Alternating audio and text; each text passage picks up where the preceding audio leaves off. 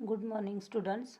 I am Jadhav A.R. from Swami Ramananda Bharati Junior College, Tasgaon. मुलांनो, मागच्या आठवड्यात आपण नवीन topic origin and evolution of life हा स्टार्ट केलेला होता. त्यामधला first point origin of life म्हणजेच प्रोटोबायोजेनेसिस हा आपण कंप्लीट केलेला आहे. परंतु या टॉपिकमधला बराचसा भाग कमी केलेला आहे आणि या टॉपिकमधले फक्त 2च पॉईंट आपल्याला अभ्यासायचे आहेत. म्हणून कोणता भाग कमी केलेला आहे हे लक्षात ठेवण्यापेक्षा कोणता भाग आपल्याला अभ्यासायचा आहे हे लक्षात ठेवणं जास्त सोपं आहे. कारण या टॉपिकमधले फक्त 2च पॉईंट्सचा आपल्याला अभ्यास करायचा आहे आणि ते 2 पॉईंट्स म्हणजे 5.6 की जो modern synthetic theory of evolution आहे, आणखी 5.13 की जो ह्यूमन इव्हॉल्युशनचा आहे. या अगोदरच्या लेक्चरमध्ये आपण जो पॉईंट शिकलेलो आहोत ओरिजिन ऑफ लाईफ म्हणजेच प्रोटोबायोजेनेसिस, याचा अभ्यास करायचा नाही. तो पॉईंट या टॉपिकमधून काढून टाकलेला आहे. या टॉपिकमधले परत मी सांगते फक्त 2च पॉईंटचा अभ्यास करायचा आहे की जे 2 पॉईंट आहेत 5.6 modern synthetic theory of evolution आणि 5.13 ह्यूमन इव्हॉल्युशन. आज आपण modern synthetic theory of evolution हा पॉईंट स्टडी करणार आहोत. ही जी इव्हॉल्युशनची थेरी आहे ती कशाचं इव्हॉल्युशन आहे तर organic evolution. There are many theories of the organic evolution. Organic evolution म्हणजे काय? ऑर्गॅनिक हा शब्द ऑर्गॅनिझम्सशी रिलेटेड आहे, म्हणजेच लिव्हिंग ऑर्गॅनिझम्स. या ऑर्गॅनिझम्सचं इव्हॉल्युशन म्हणजे उत्क्रांती. लिव्हिंग ऑर्गॅनिझम्स जे आहेत की जे वेगवेगळ्या प्रकारचे आहेत, या ऑर्गॅनिझम्सचं इव्हॉल्युशन कसं झालं हे सांगणाऱ्या बऱ्याच थेरी आहेत. त्यातल्या काही थेरी आपल्या या टॉपिकमध्ये दिलेल्या होत्या. त्या थेरी कोणत्या आहेत तर डार्विनिझम म्हणजेच Darwin's theory of natural selection और theory of origin of species by natural selection. Next theory आहे mutation theory which was proposed by Hugo de Vries. And third theory is the modern synthetic theory of evolution. या 3 थेरीपैकी फक्त एकच theory आपल्याला study करायची आहे आणि ती म्हणजे modern synthetic theory of evolution. पण त्या अगोदर डार्विनिझम म्हणजे काय, म्युटेशन थेरी काय सांगते हे थोडक्यात तुम्हाला माहीत असायला पाहिजे. कारण या दोन्ही थेरींचा रेफरन्स या मॉडर्न सिंथेटिक थेरीमध्ये आलेला आहे. याचे कन्सेप्ट्स मॉडर्न सिंथेटिक थेरीशी रिलेटेड आहेत. म्हणून डार्विनिझमशी रिलेटेड असणारे जे कन्सेप्ट्स आहेत ते कन्सेप्ट्स आपल्याला माहीत असणं गरजेचं आहे. डार्विनिझम म्हणजेच theory of origin of species by natural selection was proposed bye Darwin. आणि या डार्विननी त्याच्या या थेरीमध्ये काय सांगितलेलं आहे, नवीन स्पेसीज कशी जन्माला येते. तर या डार्विनिझममध्ये प्रिन्सिपल्स आहेत. ते प्रिन्सिपल्स कोणते आहेत तर ओव्हर प्रोडक्शन, म्हणजेच प्रत्येक ऑर्गॅनिझमची ही टेंडन्सी असते की जास्त ऑर्गॅनिझम्सना जन्म देणे, जास्त ऑर्गॅनिझमची उत्पत्ती करणे, त्याला म्हणायचं आहे ओव्हर प्रोडक्शन. ओव्हर प्रोडक्शन म्हणजेच प्रोडिगॅलिटी. आता हे ऑर्गॅनिझम्स प्रमाणापेक्षा जास्त ऑर्गॅनिझम्सना का जन्म देतात तर ते सगळेच ऑर्गॅनिझम सर्वाइव्ह होत नाहीत अप टू मॅच्युरिटी. मग ते का सर्वाइव्ह होत नाहीत? तर दुसरं डार्विनचं प्रिन्सिपल आहे, ते आहे स्ट्रगल फॉर एक्झिस्टन्स, म्हणजे अस्तित्वासाठी झगडा. हे सगळे ऑर्गॅनिझम अप टू मॅच्युरिटी का जगत नाहीत? तर त्यांचा स्वतःचा जीव वाचवण्यासाठी त्यांना खूप स्ट्रगल करावा लागतो. For getting food material, for getting space and to escape from the enemies. म्हणजे हे जे जास्त तयार झालेले ऑर्गॅनिझम्स आहेत, त्यातल्या प्रत्येक ऑर्गॅनिझमला अन्नासाठी झगडावं लागतं, राहण्यासाठी जागेसाठी झगडावं लागतं आणि शत्रूपासून सुटका करण्यासाठी झगडावं लागतं. म्हणून ते जास्त प्रमाणात निर्माण केले जातात. डार्विन्सच्या मते नवीन स्पेसीज कशी जन्माला येते की जे ऑर्गॅनिझम्स नैसर्गिक आपत्तीवरती मात करतात आणि त्यानुसार आपल्या शरीरामध्ये यूजफुल चेंजेस घडवून आणतात आणि ते ॲडवर्स एन्व्हायरमेंटल कंडिशनमध्ये तग धरून राहतात, असेच ऑर्गॅनिझम्स जगू शकतात आणि त्यांच्यापासून नवीन स्पेसीज जन्माला येते. म्हणजे बघा, सध्या कोविड-19चं इन्फेक्शन खूप वाढलेलं आहे. याच्यामध्ये ज्या व्यक्ती या कोविड-19च्या अगेन्स्ट लढू शकतात त्याच सर्वाइव्ह होऊ शकतात, जगू शकतात, जिवंत राहू शकतात. ज्या व्यक्ती याच्या अगेन्स्ट लढू शकत नाहीत त्या सर्वाइव्ह होणार नाहीत. तसंच नेचरमध्ये सुद्धा आहे. नेचरमधले जे ऑर्गॅनिझम्स ॲडवर्स एन्व्हायरमेंटल कंडिशन्सशी फाईट करू शकतात, त्यानुसार त्यांच्या शरीरामध्ये चेंजेस घडवून आणू शकतात, अशाच ऑर्गॅनिझम्स पुढे जिवंत राहू शकतात आणि त्यांच्यापासून नवीन स्पेसीज जन्माला येते, असं डार्विन सांगतो आपल्या डार्विनिझम या थेरीमध्ये. म्युटेशन थेरी जी आहे ती म्युटेशनशी रिलेटेड आहे. म्युटेशन्स म्हणजे काय? तर sudden changes occurred in the chemical composition of the gene. हे जे क्रोमोझोम्सचं स्ट्रक्चर आहे किंवा जीन आहेत यांच्यामध्ये अकस्मात बदल होतात आणि त्यांच्यामुळं नवीन कॅरेक्टर डेव्हलप होतं.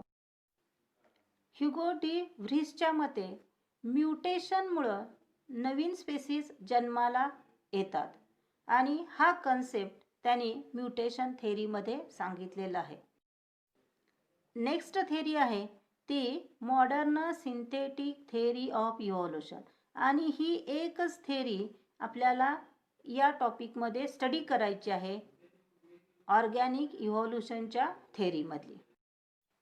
Modern synthetic theory of evolution is based on the genetic changes occurred in the population, and due to these genetic changes variations occurs which are responsible for the evolution of new species or the origin of new species. या थेरीमध्ये काय सांगितलेलं आहे तर genetic changes जे पॉप्युलेशनमध्ये होतात, म्हणजेच जे ऑर्गॅनिझम्स आहेत की ज्यांच्यामध्ये इंटरब्रीडिंग होतं, त्या ऑर्गॅनिझम्सच्या पॉप्युलेशनमध्ये जे जिनेटिक चेंजेस होतात आणि त्या जिनेटिक चेंजेसमुळं व्हेरिएशन्स निर्माण होतात, म्हणजे वेगवेगळे कॅरेक्टर्स डेव्हलप होतात आणि त्यांच्यामधूनच नवीन स्पेसीज जन्माला येते. This modern synthetic theory also gave due importance to the mutation theory and the natural selection theory. The main architects of this modern synthetic theory of evolution are Dobbs, Hansky, Meyer, H. Huxley, Simpson, Stebin, Fisher, Halden, and the Sewall Wright. According to all these scientists, the genetic changes which occurs in the population plays an important role in the origin of new species. Some terms are related to this modern synthetic theory of evolution, and these terms are the Mendelian population, means genetic population, and gene pool and gene frequency. First, genetic population or the Mendelian population. It is a group of individuals interbreeding among themselves, occupying a geographical area. Genetic population किंवा Mendelian population म्हणजे हा असा एक group आहे की ज्या ग्रुपमधले individuals त्यांच्यामध्ये interbreeding दर्शवतात. म्हणजे त्या इंडिव्हिज्युअल्समध्ये इंटरब्रीडिंग होतं आणि ते एका विशिष्ट जिओग्राफिकल एरियामध्ये राहतात. अशा ग्रुपला मेंडेलियन पॉप्युलेशन किंवा जिनेटिक पॉप्युलेशन असं म्हणतात. जिनेटिक पॉप्युलेशन और the Mendelian population is a group of individuals interbreeding among themselves, म्हणजे त्यांच्यामध्ये जिनेटिक देवाणघेवाण होते. ऑक्युपाईंग ए जिओग्राफिकल एरिया, एखाद्या विशिष्ट एरियामध्ये हे जे राहणारे इंडिव्हिज्युअल्स आहेत त्यांच्यामध्ये जिनेटिक मटेरियलची देवाणघेवाण होते. अशा इंडिव्हिज्युअल्सच्या ग्रुपना मेंडेलियन पॉप्युलेशन असं म्हणतात. Then next, gene pool. Gene pool is the total number of genes of all individuals in a population. Gene pool म्हणजे हे एकूण सगळे जीन आहेत की जे जीन त्या पॉप्युलेशनमध्ये आहेत. पॉप्युलेशन म्हणजे काय, तर एखाद्या विशिष्ट स्पेसीजच्या ऑर्गॅनिझमचा ग्रुप. आणि त्या पॉप्युलेशनमध्ये जे ऑर्गॅनिझम्स आहेत, जेवढे ऑर्गॅनिझम्स आहेत, समजा 200 असतील, 400 असतील, 500 असतील, ह्या सगळ्या ऑर्गॅनिझम्समधले जे टोटल जीनचा नंबर आहे त्या नंबरला जीन पूल असं म्हणतात. Gene pool is the total number of jeans of all individuals in A population. Gene pool is changed due to migration of population or due to replacement of one generation by the another generation in Mendelian population. Gene पूलमध्ये change होऊ शकतो. तो कशामुळे होतो, तर मायग्रेशनमुळे. म्हणजे एखाद्या एरियामधले individuals हे दुसऱ्या एरियामध्ये गेले, ते मायग्रेट झाले की त्या एरियामधला म्हणजे अगोदरच्या एरियामधला सुद्धा जीन पूल बदलतो. आणखी नंतर जिथं मायग्रेट झालेले आहेत तिथला सुद्धा जीन पूल बदलतो. म्हणजे त्याच्यामधल्या टोटल जीनच्या संख्येमध्ये बदल होतो. It is also changed due to replacement of one generation by the another generation. एका पिढीकडून दुसऱ्या पिढीची जर रिप्लेसमेंट झाली तर जीन पूलमध्ये बदल होतो. म्हणजेच त्या एरियामधल्या टोटल जीन्सच्या संख्येमध्ये बदल होतो. Then next, gene frequency.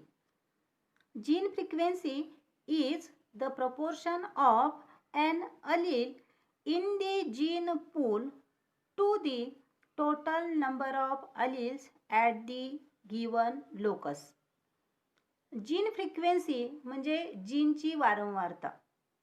म्हणजे टोटल जे जीन्स आहेत की ज्या जीन्सचे अलील त्या गिवन लोकसवरती म्हणजे सेम पोझिशनवरती सेम लोकसवरती सिच्युएट आहेत, त्या सगळ्या अलील्सच्या एकूण संख्येमध्ये त्यापैकी एखाद्या अलीलची संख्या किती आहे म्हणजे त्याची जीन फ्रिक्वेन्सी किती आहे ते सांगणं.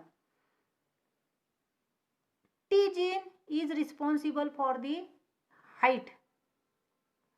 हाईटसाठी टी जीन रिस्पॉन्सिबल आहे.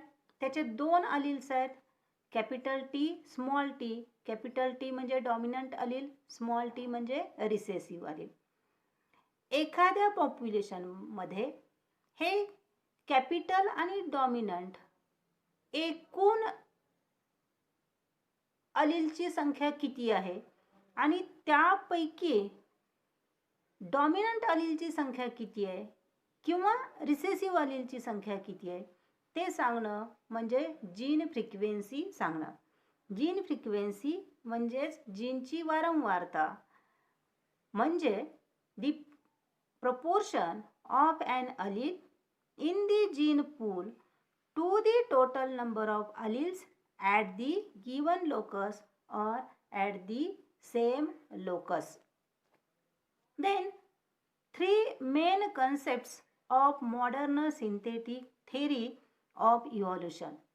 This modern synthetic theory of evolution is based on main three concepts, and these three concepts are genetic variations, natural selection, and the isolation.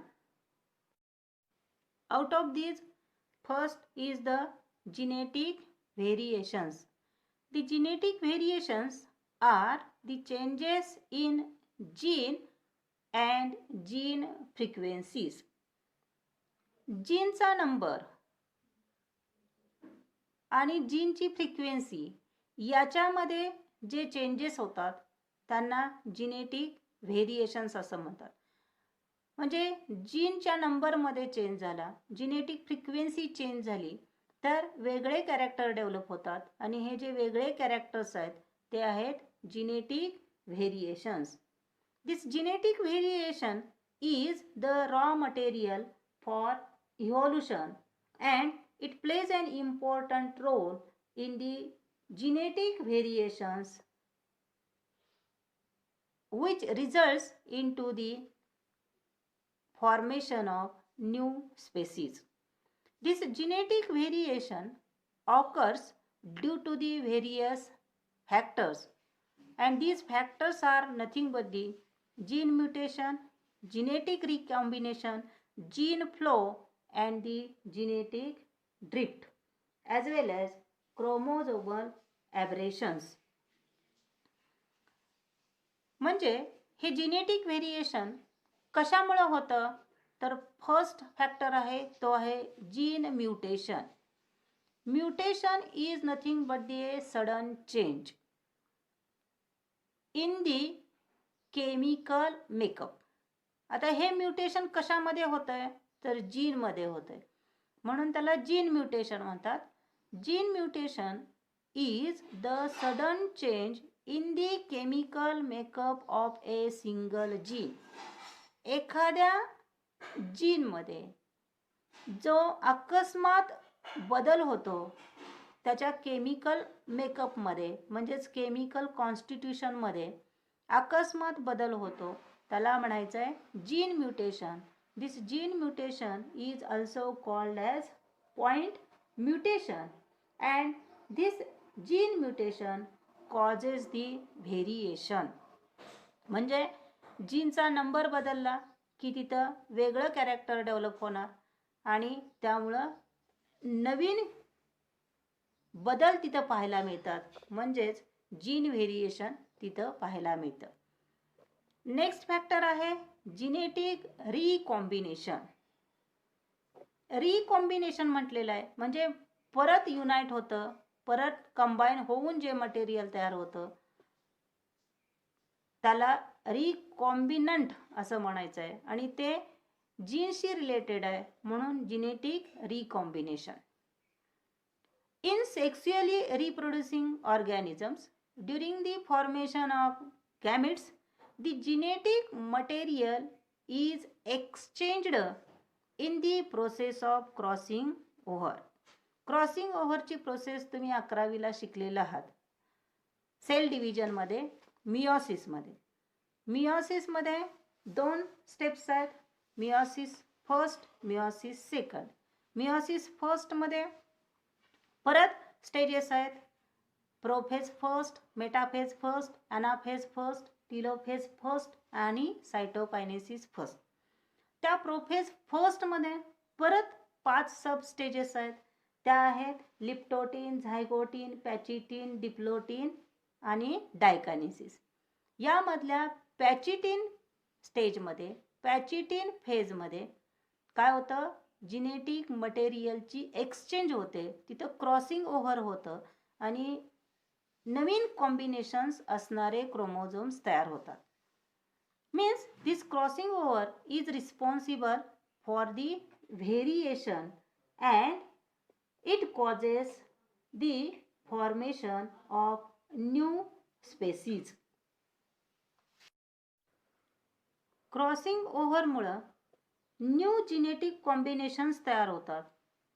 त्यामुळं व्हेरिएशन्स डेव्हलप होतात आणि त्याच्यामध्ये काय होतं, जीन फ्रिक्वेन्सीमध्ये चेंज होतो. Next factor is the gene flow.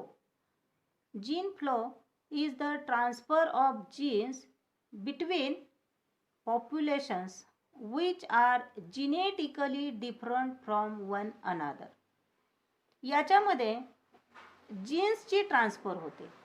कोणाकोणामध्ये होते की असे 2 पॉप्युलेशन्स की जे जिनेटिकली डिफरंट आहेत, त्यांचा जिनेटिकल मेकअप हा वेगवेगळा आहे. असे वेगवेगळे जिनेटिकल मेकअप असणाऱ्या पॉप्युलेशन्समध्ये जीनची ट्रान्सफर होते, म्हणून त्यांना जीन फ्लो असं म्हणायचं आहे.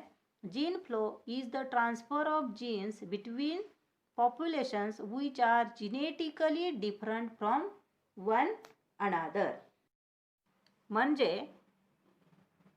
एखाद्या विशिष्ट स्पेसीजचे ऑर्गॅनिझम्स एका ठिकाणाहून दुसऱ्या ठिकाणी मायग्रेट झाले की काय होतं, तिथं जीन फ्लो होतो. म्हणजे एका ठिकाणाहून दुसऱ्या ठिकाणी ते जीन ट्रान्सफर केले जातात. किंवा dispersal of gametes or the pollen ग्रेन्समुळं.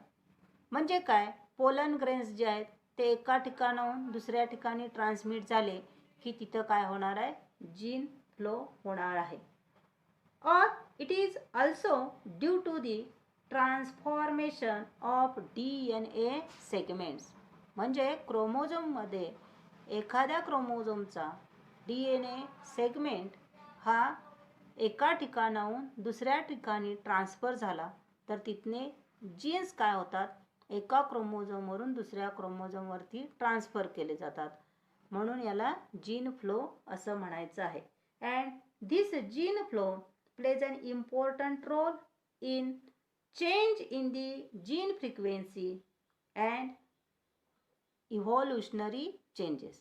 याच्यामुळं जीनच्या फ्रिक्वेन्सीमध्ये चेंज होतो आणि इव्होल्युशनरी चेंजेस होतात की ज्यामुळे नवीन स्पेसीज जन्माला येते. Then next is the genetic drift.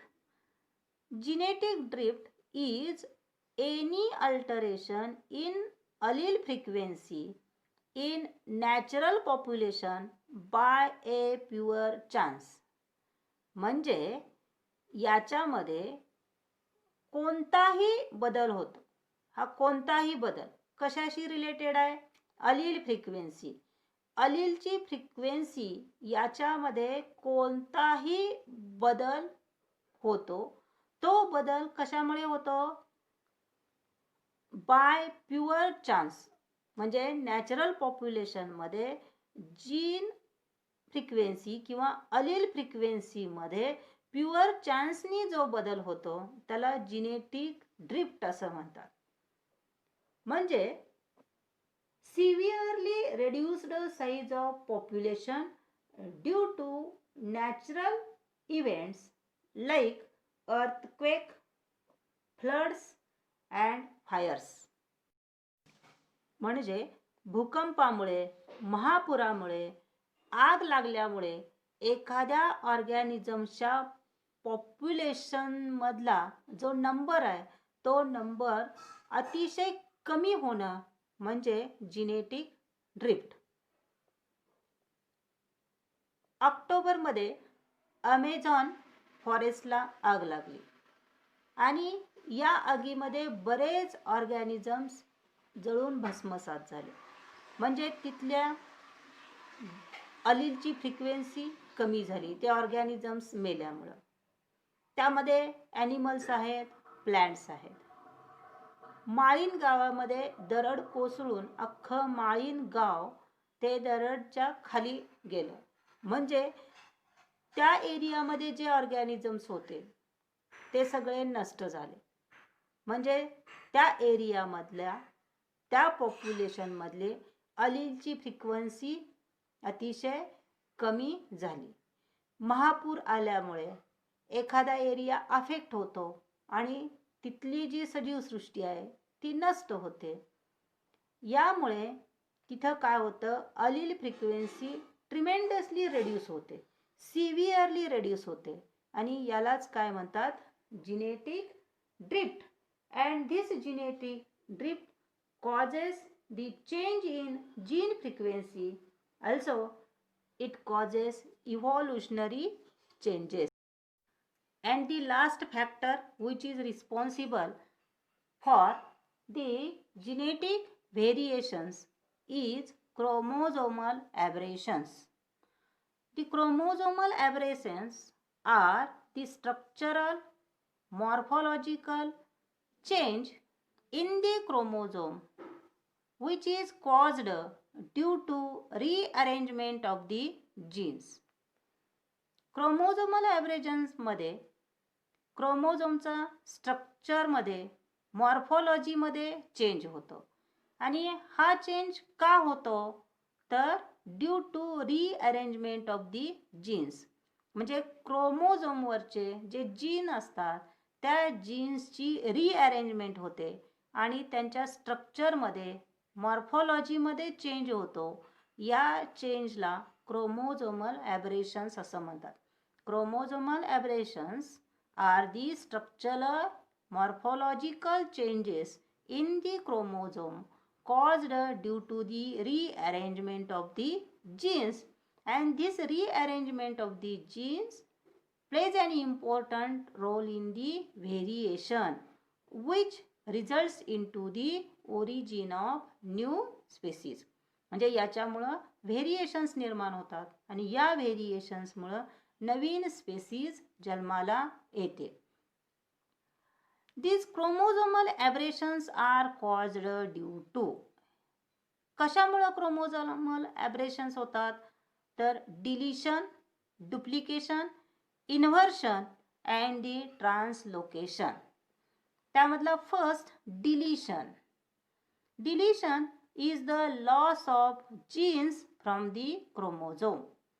याच्यामध्ये काय होतं, जीन्सचा लॉस होतो क्रोमोझोममधून, डिलीट होतात जीन्स. हे कसं होतं, हा नॉर्मल क्रोमोझोम आहे, याच्यावरती ABCDEFGH हे जीन्स आहेत. आता या क्रोमोझोममध्ये जर डिलिशन झालं तर काय होईल बघा, हा डी जीन आहे तो डी जीन डिलीट होतोय आणि नवीन क्रोमोझोम तयार होतोय की ज्याचं केमिकल कॉन्स्टिट्यूशन, केमिकल मेकअप कसा आहे, ABCE, याच्यामध्ये डी नाही आहे, FGH पूर्वीच्या क्रोमोझोममध्ये आहेत तसेच जीन आहे. म्हणजे यातला डी जीन डिलीट होतो, नाहीसा होतो आणि नवीन कॉन्स्टिट्यूशन असणारा क्रोमोझोम तयार होतो की ज्याच्यामुळं नवीन कॅरेक्टर डेव्हलप होणार आहे. Then next is the duplication. Duplication is the repetition of genes on chromosome. या फेनॉमिनामध्ये क्रोमोझोमवरती काही जीन्सचं रिपीटेशन होतं, म्हणजे ते जीन्स डबल वेळा येतात, म्हणून त्याला डुप्लिकेशन म्हणतात. इथं बघा, हा जो नॉर्मल क्रोमोझोम आहे त्याच्यामध्ये ABCDEFGH हे जीन्स सिक्वेन्सनी आहेत. आता बी आणि सी हे जे दोन जीन आहेत याचं डुप्लिकेशन झाल्यानंतर नवीन क्रोमोझोम तयार होतं आणि त्याचा जीन सिक्वेन्स कसा असेल, ABC परत BC नंतर DEFGH,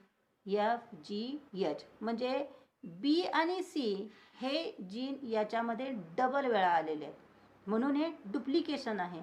आणि हे केमिकल कॉन्स्टिट्यूशन असणाऱ्या क्रोमोझोम काय करेल, नवीन कॅरेक्टर डेव्हलप करेल, means which causes the variation.